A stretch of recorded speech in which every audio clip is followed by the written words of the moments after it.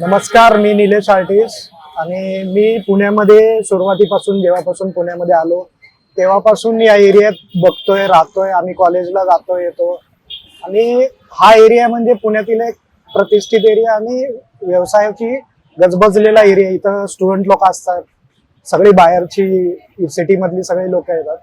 या कलाकार कट्ट्याचं उद्घाटन 2021 मध्ये माननीय महापौर आणि मुरली अण्णांनी केलं होतं.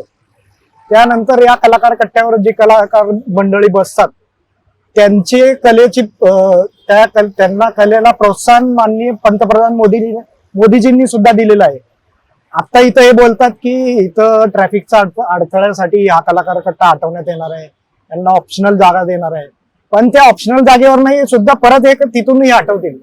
तर त्यामुळं आता आमची ही मागणी आहे की हा कलाकार कट्टा हटवण्यात येऊ नये. जर इथं ट्रॅफिकची अडचण होत असेल तर ही चारी बाजूनी होते. समोरच्या साईडला पण कपड्याची दुकान आहेत, एवढाच रोड तिथून पण आहे. लोकसंख्या वाढते तसं यांनी फुटपाथ कमी करायचे की वाढवायचे हे प्रशासनाला सरकारला कळालं नाही अथवा. आणि इथंच याच एरियात म्हणजे अतिक्रमण केलेली दुकानं आहेत, यांच्याच जवळच्या लोकांची दुकानं आहेत, इथंच परप्रांतीय लोकांची दुकानं आहेत ज्यांनी अतिक्रमण केलेत. म्हणजे सगळ्यांना जगण्याचा हक्क आहे पण कलाकारांना नाही. हे कलाकार लोकांसाठी हे केलेलं एक व्यासपीठ आहे. तुम्ही जर बाहेरच्या देशात विदेशात गेलात तर आज स्ट्रीट आर्ट असेल, स्ट्रीटवरची कलाकारी असेल, ह्याला प्राधान्य दिलं जातं, ह्याला सपोर्ट केला जातो. पण आपल्या देशात इथून हाकलून दिलं जातं. ज्या देशामध्ये जे राजकारणी लोक आहेत, बाळासाहेब ठाकरेंपासून ते सगळे जे नामांकित राजकीय, ते कलेला आणि कलाकाराला प्रोत्साहन देतात.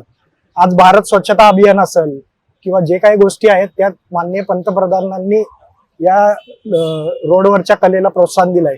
बातमी म्हणजे थोडक्यात.